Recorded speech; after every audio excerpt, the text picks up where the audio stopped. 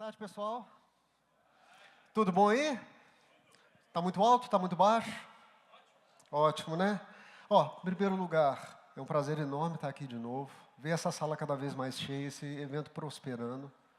É uma coisa singular, sabe? Acho que é uma troca muito importante que a gente faz. Todos os anos que eu tenho a oportunidade de estar aqui, eu aprendo cada minuto que eu estou aqui. Então, é uma gratidão sem tamanho poder ter essa oportunidade de compartilhar um pouquinho com vocês dessa experiência que, na verdade, eu trouxe um case, que é um case real. É uma necessidade de um cliente que nós atendemos aqui no Brasil. E eu achei que era um assunto relevante para compartilhar com vocês no tocante a IA. Por quê? IA, buzzword, todo mundo quer, todo mundo correndo atrás, né? Moçada pagando peso em ouro.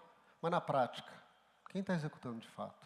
Qual que é o nosso papel enquanto desenvolvedores, utilizando a linguagem Go dentro desse ecossistema? Isso é uma ameaça, é uma oportunidade, né? Então, eu queria trazer um pouquinho do que a gente desenvolveu e dar uma massa crítica mínima para vocês julgarem como vocês podem aplicar, sabe? Para a gente começar esse papo, eu acho que assim, não está compartilhando. Ah, agora foi.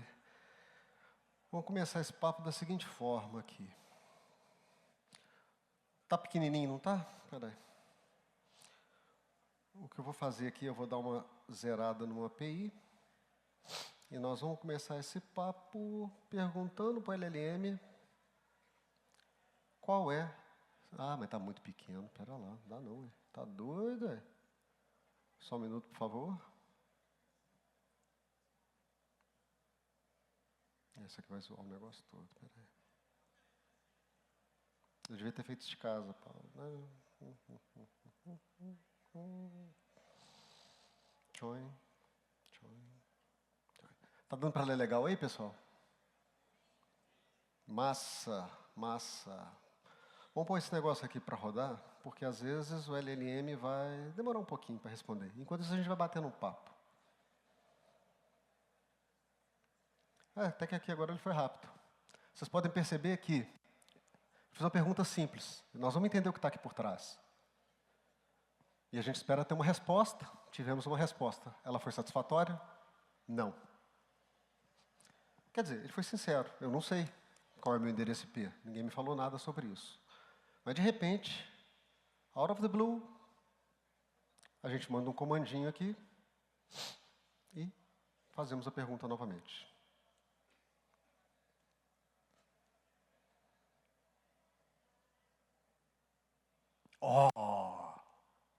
Como é que pode? A luz aqui atrapalha um pouquinho. Alguém aí arrisca entender, explicar o que aconteceu ali? Pode falar, amigão. Estou usando RAG, muito bem. Estou usando RAG. Quem aqui tem familiaridade com o RAG? Levanta a mão, por favor. 1, 2, 3. Tá bom, tá legal. Pessoal, se vocês têm familiaridade com o RAG, alguns, eu imagino que vocês saibam como funciona um banco de dados vetorial, correto? Talvez alguma coisa. Beleza. Então, vamos começar essa história da seguinte forma. O que nós temos aqui para compartilhar hoje? Antes de mais nada, bem lembrado. Minha expectativa aqui é compartilhar, é um repositório que vai estar disponível para todos vocês. Nós não vamos conseguir ver todo o repositório, mas vamos dar uma pincelada nas questões mais relevantes. Tá? Esse repositório não foi desenvolvido, ok, Bill? It was not developed using the best of the best of the best practices, porque o foco é tentar fazer algo simples o suficiente para quem não está familiarizado com os princípios poder digerir. E deixar de uma forma clara, óbvia, um monte de exceções que a gente tem que adotar, e certamente podem ser muito melhor modeladas, quando a gente vai lidar com a característica aleatória de lidar com o LLM. Porque aí você sai fora do determinístico e às vezes você tem que lidar com alguns edge cases, quando você está processando algo que permeia o LLM. Né? Então, nós não vamos ver o repositório todo, nós vamos ver algum. Quem quiser acompanhar melhor essa palestra, eu vou deixar aqui um minutinho aqui. Eu sugiro que vocês leiam esse QR Code. De lá vocês vão ter acesso aos slides. Por quê? Por mais que eu me esforce, a gente sabe das limitações da distância, e talvez tenham coisas que vão ficar pequenas na tela, vocês vão conseguir seguir daqui. Número 2, eu espero usar muito mais o editor de código do que os slides. Então, a partir do momento que vocês têm os slides aí, talvez fique mais fácil vocês correlacionarem o que a gente está conversando com o que está acontecendo na tela. Tudo bem até aí, pessoal? Então tá massa. Vamos dar sequência. Do ponto de vista de repositório, deve estar pequenininho, mas eu gosto de colocar essa imagem na tela. Por quê? É um repositório que tem 2.193 linhas de código Go. Acho que é fácil, a gente dando um direcionamento geral aqui, compartilhando essa visão geral do repositório, que depois vocês possam abrir em casa e dar uma navegada, brincar. Eu tentei deixar o mais mastigado possível. Então tem um Docker Compose que já vai subir com um monte de coisas. Vocês vão precisar instalar o Olhama localmente na máquina de vocês, porque foi todo desenhado para rodar local, não depender da nuvem. E eu vou explicar as minhas motivações nesse tipo de abordagem mais na frente da apresentação. Então, beleza, vamos falar de IA. Da onde que a gente parte? Pô, LLM, os caras fazem Python, programar é moleza, vamos ver como é que funciona esse negócio, né? Ficar pagando a grana para as grandes fornecedoras de IA, por que a gente não faz o nosso próprio, né? Moleza. Vou abrir aqui para a gente ver. Quem tiver com tempo sobrando e tiver o estômago forte, pode se aventurar melhor, porque... Bom, o que eu vou mostrar para vocês aqui é um classificadorzinho. Ele usa meia dúzia de tensores e ele vai correlacionar frases com conceitos que nós vamos treinar. Esse algoritmo treina e depois ele demonstra o resultado. E é moleza. Vocês vão ver que aqui tem só 250 linhas de código, para um vocabulário tão restrito quanto esse aqui. Em linhas gerais, a gente estabelece um vocabulário, como vocês podem ver, um vocabulário super limitado. A gente cria umas etiquetas de classificação aqui para a gente poder correlacionar se treinou e depois se predisse corretamente. A gente cria um conjunto de sentenças para fazer treinamento e associa a etiqueta do resultado com cada uma sentença representa. Isso é um jeito simples. Tradicionalmente, o que eu vejo o pessoal fazendo em Python é desse jeito. Essa biblioteca que se chama Gorgonia adota um design semelhante. Então, acho que não estou reinventando a roda, não. Umas funções auxiliares aqui para poder mapear o maior índice, fazer vetorização, achar o maior índice dentro do vetor. E aqui a gente cai no treinamento, que é super intuitivo. Facinho. Né? Você vai definir aqui a quantidade, o tamanho do seu universo de classes, de sentenças, criar 2 tensores, que é o nome do jargão que a galera usa para a estrutura de dados que permeia sua rede neural. Aí você vai alimentar o tensor de entrada com as suas sentenças vetorizadas, que é super tranquilo e intuitivo. Aí você vai criar uma abstração do Gorgonia com cada um desses vetores para que eles se tornem tensores de fato. Vai criar a matriz de inputs, a matriz de saída, a matriz de pesos e de vieses, que são coisas óbvias, né? Eu tenho um peso, eu tenho um viés, que ele me manda para onde vai. Nada é óbvio, tá, pessoal? Estou sendo irônico. Por fim, a gente vai criar uma maquininha virtual, estabelecer um solver, mandar esse negócio todo rodar 3.000 vezes para treinar. E aí a gente espera que tenha um conjunto mínimo de conhecimento dentro da rede neural que a gente treinou, para a gente aplicar nas predições. Daqui vocês vão ver que a gente vai tirar aqui um nó com os vieses e um nó com os pesos. Tudo isso para a gente poder chegar aqui e dar um conjunto de sentenças que não estão no universo de predição para ver se ele vai conseguir correlacionar. E você sabe o que é o mais legal? Ele correlaciona, mas nem sempre ele correlaciona corretamente. Vamos chegar aqui, que deu meio... Só um minuto, por favor. Essa tela grande, às vezes... Se você for ver, o tempo de execução, ele é até legal.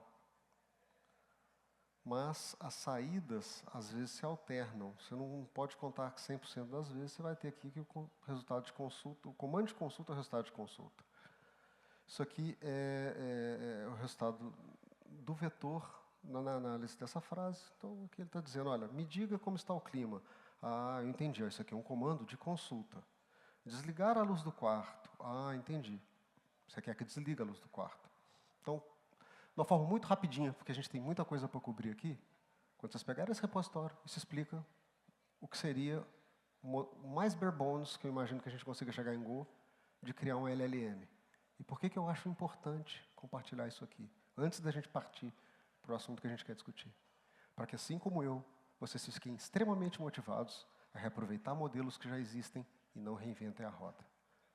Porque a chance de você conseguir tirar alguma coisa confiável daqui, não duvido da sua competência individual. Mas os caras têm um exército de milhares de pessoas fazendo isso e grana dá com pau para comprar GPU e criar grandes modelos muito mais assertivos. Mas fica a referência. Eu confesso que, ao analisar esse código, na hora que eu fui desenvolver a API, muita coisa fez sentido para mim. Não quero fazer de novo, mas entender conceitos.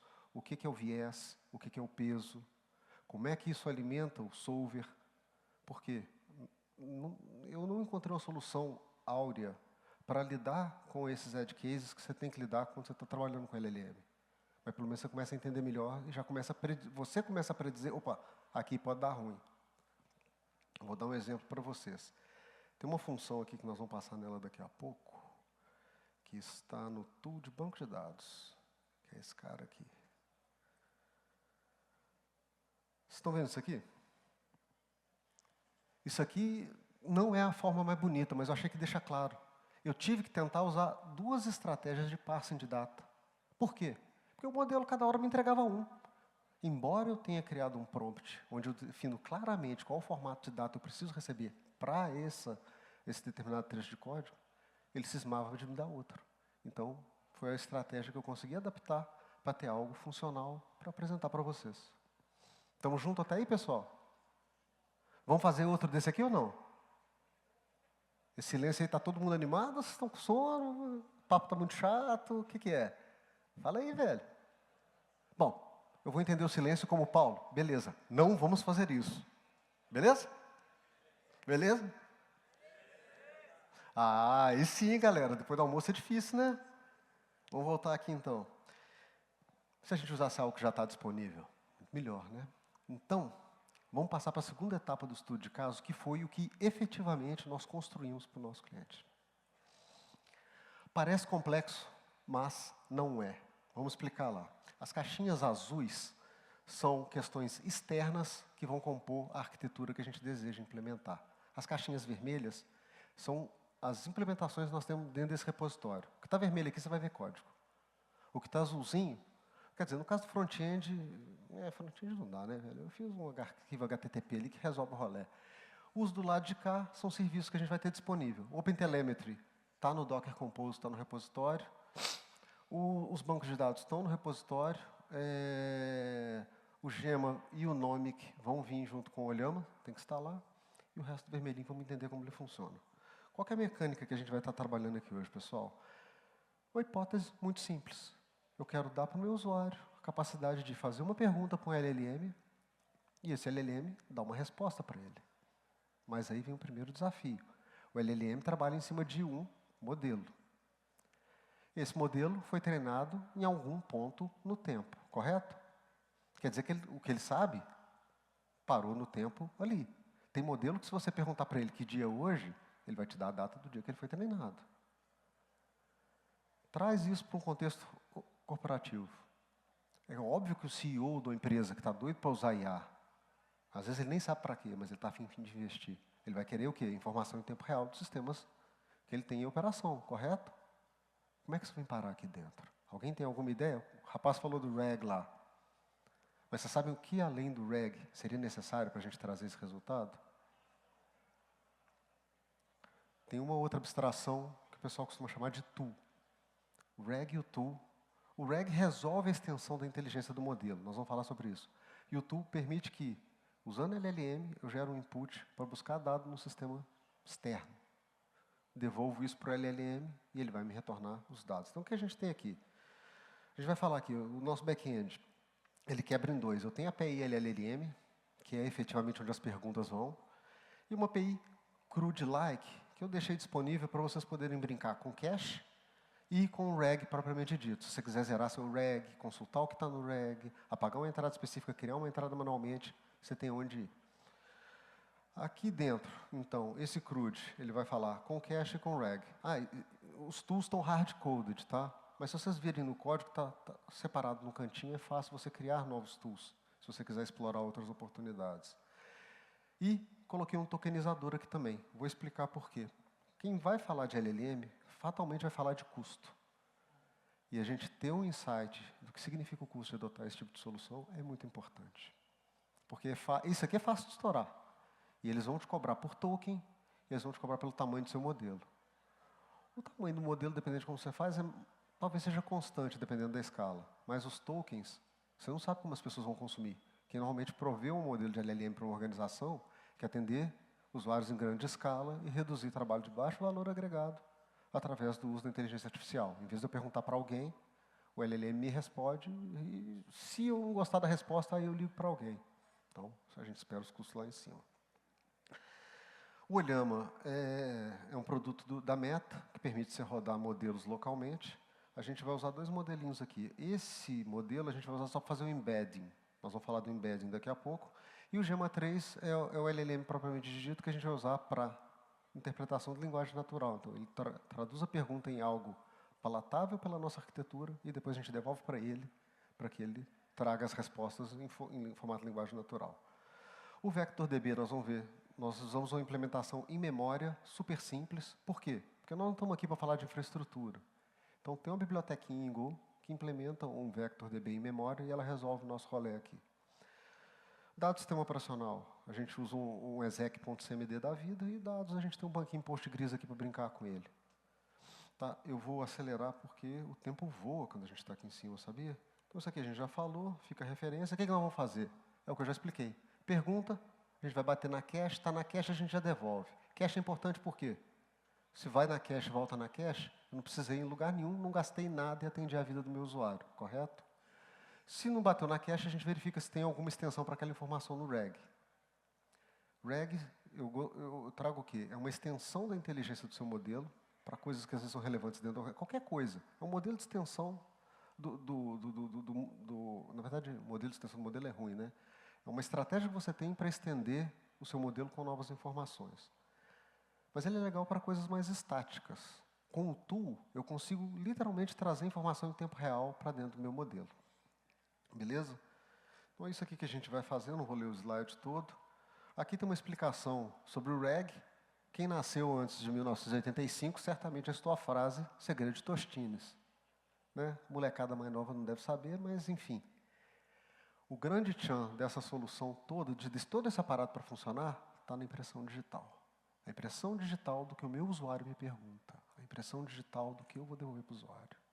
E isso é feito através da vetorização, do embedding. É o embedding que permite ao modelo fazer uma análise semântica, ou seja, qual o significado do que eu estou recebendo, e através de algum algoritmo, como por exemplo Cossino, ele tentar achar o que eu tenho similar, o que faz sentido responder. Então, da mesma forma que eu posso desenvolver uma resposta, eu posso ir na reg e buscar quais são as informações que eu tenho na reg que tem similaridade com o que esse cara está me perguntando. Por quê? Porque essa digital, ela é semântica. Essa digital depende do significado do que está sendo trazido para o modelo. Feito isso, o que acontece? Se a gente for pegar o modelo mais complexo aqui, vamos dar uma olhada no código aqui. Vamos voltar na arquitetura, deixar a arquitetura do lado de cá. A partir do princípio que vocês estão todos com isso aqui, nós vamos entender aqui. Eu vou tentar gastar pouco tempo porque temos boas considerações para compartilhar no que diz respeito à adoção disso aqui. Tá legal? Bom, quando vocês forem dar uma olhada no repositório, vocês vão ver que isso aqui é o nosso LLM, é o serviço principal, e ele orquestra buscar na cache, buscar do reg e buscar do tooling. Ok? Como ele faz isso? Na hora que chega uma pergunta para ele, vocês vão ver que tem OpenTelemetry aqui e mais outras coisinhas que eu acho que são super legais para você explorar como a sua solução está funcionando. Tá? Quando a demanda chega aqui, eu vou verificar se tem alguma coisa relevante na cache. Se eu tiver alguma coisa relevante na cache, eu já retorno daqui e resolvi o problema do meu usuário. Na APIzinha que está disponível nesse repositório, o uso da cache é opcional. Vocês vão ver que toda vez que você pergunta para o LLM, tem um bullzinho lá que você fala, pula a cache. Porque senão também você coloca lixo na cache e depois fica perdido porque ele não respondeu. Enfim, esse é detalhe. Se a gente não achou nada na cache, aí nós vamos fazer a nossa consulta propriamente dita. Aí eu vou no reg. E no reg, o que eu faço? Eu vou buscar coisas que vão estar próximas à pergunta. Usando o embedding, tudo que entra aqui vai passar pelo processo de embedding. O embedding é feito... Lembra que aqui no... Esse rapaz aqui, ele existe só para fazer embedding. Na hora que a gente falar de custo mais na frente, vocês vão ver que isso aqui é super relevante. Porque se você tiver que reembedar todos os seus dados, isso pode custar muito dinheiro. Então, escolher um bom algoritmo é muito importante. Por que você escolheu esse, Paulo? Porque ele é barato, computacionalmente barato, roda bem local na minha máquina e atende o fim da gente fazer essa demonstração. Esse cara só existe para fazer embedding. Tudo que eu for fazer de embedding, eu comparo com esse cara. Eu não uso o meu modelo para fazer embedding. Por quê? Porque o meu modelo é bom para lidar com o Gemma é bom para lidar com NLP. Ele não vai me dar um embed legal e tão rápido quanto esse outro. Decisão minha, isso aí é tranquilo. Mas, enfim, tem uma coisa que eu chamo do chi do modelo. Vocês já escutaram aquela história, acho que é o Bruce Lee que falava, do chi da água. Você tem que ser como a água, que não faz igual o vento, se arrebenta no rochedo. Ela vai passando ali devagarinho e vai criando o veio dela, certo? O chi do LLM é isso. Você não briga com o LLM. Você não luta. Você não enfia nada goela abaixo dele. Você usa a NPL ao seu favor. Pelo menos essa foi a forma como eu encontrei para alcançar bons resultados nesse projeto. Ou seja, eu busco entradas que estão no reg que tenham similaridade com a pergunta que está sendo feita. Na hora que vocês olharem o código, vocês vão perceber que nós temos essas variáveis aqui. Ó. Tudo que eu coloco aqui dentro, eu estabeleço um parâmetro mínimo. Qual é o nível mínimo de confiança que eu dou para saber se eu posso usar isso do reg, da cache, do tool. Por quê? Se esses thresholds não foram aceitos, o que eu prefiro fazer? Eu prefiro falar para o meu usuário que eu não sei do que mandar borracha para ele. Ah, Paulo, quero trocar meu modelo. Beleza. Além de temperatura e outras variáveis que a LLM tem para se calibrar, no caso da nossa solução, a gente vai ter que mexer nisso também. Que é outro ponto neural desse tipo de solução. Qualquer mexidinha é muita calibração. Por quê? Porque não tem teste unitário, pelo menos até onde eu vi, não tem como você ter um teste unitário 100%. Então, nós vamos falar disso lá na frente. Voltando aqui. Pois bem, o nosso amigo LLM, ele vai na reg, e o que a gente faz? Aí, assim, você vai falar assim, é a coisa mais idiota do mundo, mas funciona. A reg vai te dar strings com similaridade. Se esses strings tiverem com uma similaridade maior do que o nível de confiança que a gente passou, quer dizer o quê? Opa, posso usar isso aqui para responder meu usuário. Aí o que eu faço? Eu pego o prompt que o usuário me forneceu inicialmente, porque toda pergunta é um prompt, né? Oh, que dia é hoje? Aí eu bato na reg, a reg vira e fala, hoje é dia 1º de janeiro. O que nós vamos fazer aqui dentro? Construir um novo string da seguinte forma. Querido LLM, considerando as informações, 2 pontos. Hoje é dia 1º de janeiro. Responda a pergunta, 2 pontos. Que dia é hoje? E aí a gente passa a usar o LLM ao nosso favor. Nós construímos um prompt reduzindo aí essa questão de computação discreta, digamos assim. Vocês estão de acordo até aí? Esse é o pulo do gato. Você entendeu isso? Você entendeu esse negócio aqui todo. O resto, cara, serviço, injeção de dependência e boa. Só que nós não falamos do tool. E como é que nós modelamos o nosso tool aqui? Banco de dados, vetorial, eu tenho um vetor, que é a minha chave, e eu tenho um valor, que é o texto associado. Correto? Errado. Eu posso colocar metadado no meu dado. Se eu vier aqui e... Só um segundo. Vamos ver se vai dar para ver aqui. Reg... Vamos pegar tudo. Vocês estão vendo aqui? Está muito pequenininho, não estão vendo.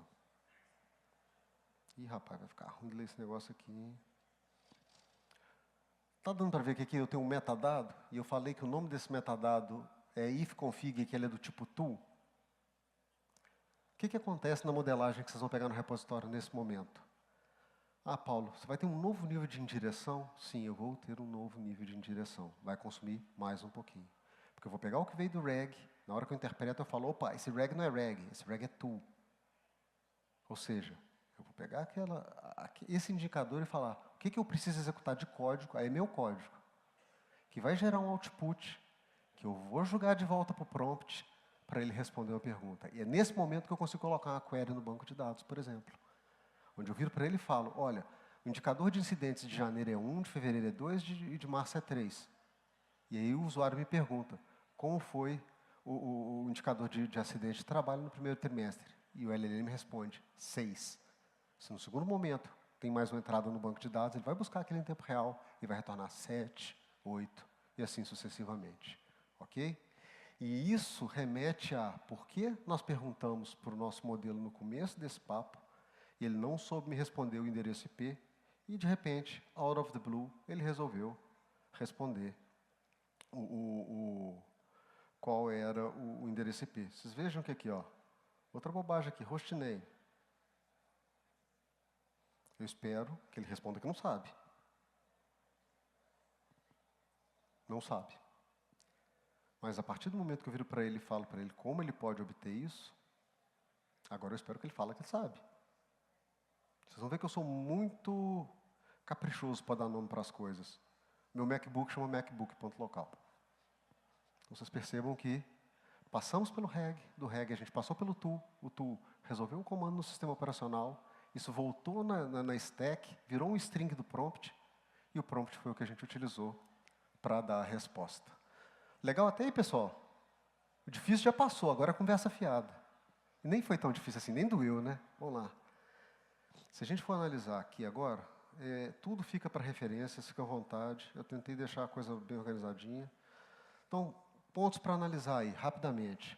Você vai pagar por quantos tokens entram, quantos tokens saem, o tamanho do seu modelo, e você vai ter feature adicional. Tem nuvem que vai te vender o reg embutido, vai te vender um monte de coisa. Tem que sentar e fazer conta. O legal de você ter uma soluçãozinha dessa pequenininha que você consegue rodar no local, é que você consegue antecipar. Você consegue criar a sua maturidade, a sua verdade, antes de propor uma implementação em larga escala. Tá? Então, pontos relevantes aqui quando você está seguindo essa questão do modelo. Às vezes, você vai ter um modelo, tem a escala de preços para cada um deles. Tem os modelos mais antigos, os modelos mais novos.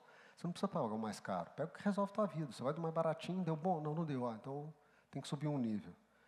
Tem estratégias que você pode reduzir o custo por token quando você faz processamento em lote. E você pode pré-contratar tokens em volume também. Isso pode ser uma alternativa interessante. Do ponto de vista da execução, o que a gente teve sucesso? Começando pequenininho, um usuário. Colocamos um botão na interface para o cara poder falar, deu ruim. E a gente poder classificar e entender por que aquela resposta não atendia a pergunta que foi feita. E só daí a gente foi ganhando maturidade para depois disseminar o produto. Tá? Incrementos ingerenciáveis. E, como eu disse, tem a questão do custo de reembedding. Se você estiver usando um banco pago as a service,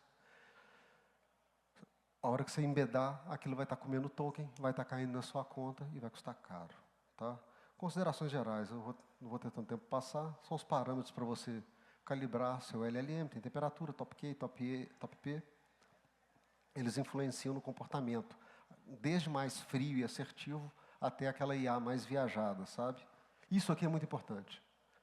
Eu acho que talvez de tudo que eu podia falar para vocês hoje, isso aqui é o que mais me toca. Que, assim, eu queria ter ouvido. IA alucina, ponto.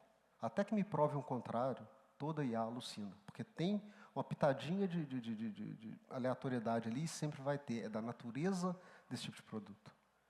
Então, o que me falam quando me chamam na indústria? Pô, Paulo, vamos fazer uma solução de otimização aqui para a gente, logística, cara, usando LLM. Ou não, pode chamar quem você quiser no mercado. Eu posso até usar o LLM como uma ferramenta de exploração, uma ferramenta para buscar correlações que eu não consigo identificar. Mas eu, do topo da minha responsabilidade com o meu cliente, jamais partiria para esse tipo de abordagem. Eu acredito piamente que os algoritmos clássicos, que é o algoritmo da pesquisa operacional, turma que fez cálculo 4, vai lembrar bem deles, são o ponto de partida de qualquer jornada de otimização. Disparado. Por quê? Você consegue provar algebricamente se você chegou no ponto ótimo ou não. Uma coisa que me dói, e aí assim, dá um segundo de poesia aqui, é que as grades de ciência da computação, eu acho que elas têm sido fragilizadas nesse sentido. Às vezes é muito codar, e eu sinto que aquela falta que faz de certos rudimentos da ciência da computação. Que a hora que o cara fala, entende, de arquitetura, né, arquitetura de computador, cara. Por que memória aqui é mais barato que ali? Como é que escreve um compilador? Como é que funcionam os protocolos de rede? Mas isso é papo toca. Não vou falar aqui não, senão eu vou chorar. Teve um amigo que me pediu, cara, eu estou precisando só comparar string, vamos meter isso na LLM? Eu falei com ele, cara, perde seu tempo não. A LLM vai resolver legal o seu rolê de análise semântica. Análise léxica tem um monte de algoritmozinho aí que vai dar um banho e vai ser muito mais barato. Outra coisa relevante é que isso começa desse tamanhozinho, daqui a 6 meses, por causa da hype, virou um monstro. Então, se você não pensar, cara, tem que ter segurança da informação, tem que ter escalabilidade, tem que ter observabilidade. Você sabe por que tem que ter observabilidade? Porque hoje seu sistema vai falar com um banquinho de dados.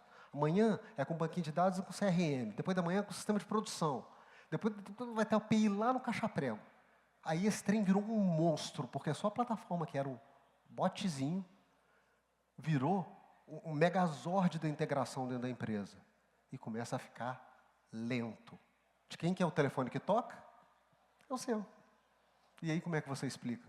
Então, desde o princípio, cara, desenhou a primeira APIzinha lá, observabilidade. Não abra mão disso em momento nenhum. Você está criando problema para você. Eu já comentei aqui da parte de vazar. Vazar informação é muito fácil. Né? 2 usuários acessando o mesmo reg, vocês não têm acesso ao mesmo cache. Eles vão fatalmente acessar a mesma informação. Então, na hora que você desenha esse tipo de solução somente dentro do ambiente corporativo, você tem que ver como é que você vai aplicar todo esse critério de segregação. Né? Tem que ter rastreabilidade, você tem que ser capaz de auditar, tem que ter esse rolê todo. Eu já frisei isso. Não, isso aqui não. Isso aqui nós estamos falando de uma arquitetura muito simples. Um agentezinho fazendo um regzinho e um toolzinho, certo? Quem pegou a apresentação vai ter acesso a esse slide aqui de uma forma melhor, porque eu não consegui colocar essa imagem melhor aqui. Mas isso aqui é uma plataforma que a gente desenhou que permite vários agentes conversarem com vários agentes.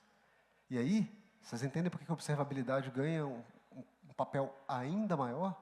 Eu posso ter agentes especializados, usando modelos especializados, para tratar alguns assuntos especializados dentro de uma organização.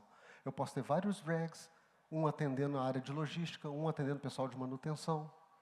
Mas, eventualmente, os agentes podem se falar. Aliás, é esperado que, em algum momento, eles se falem. Por quê? É isso que a gente espera do mundo está por vir. Isso aqui eu chamaria de, talvez, o quê? Microserviço 2.0? Não sei se... Não compete a mim criar um nome novo para isso. Por fim, quem quiser fazer streaming dessa API não está feito, você ter igual o ChatGPT faz, que ele vai cuspindo palavrinha a palavrinha, é mole de fazer. Você só vai colocar ou um SSE ou WebSocket lá no seu front-end e vai ser feliz. Considerações finais aqui. Feedback usuário constante, que eu já falei. Você vai começar pequenininho, deixa o cara testar, vai dar uma alucinada, você vai, trata, até ganhar segurança. Sempre gravar o que o cara perguntou com a resposta que teve. Porque de lá você vai conseguir entender melhor onde você tem que calibrar. Aqui eu explico do repositório, tem uns gimmickzinhos, vocês vão ver que tem os arquivos HTTP aqui para vocês testarem um monte de cenáriozinho.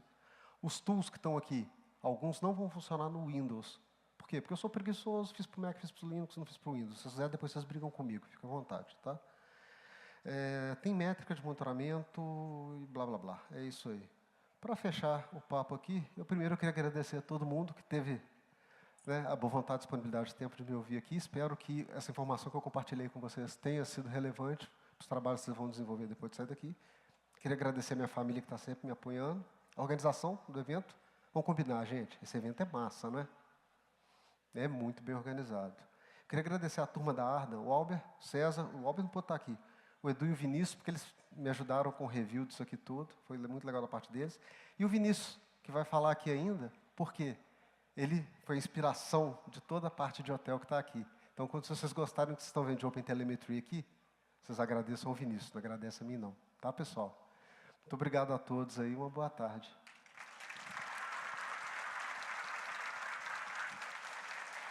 Pessoal, Tem só uma particularidadezinha aqui, só uma curiosidade.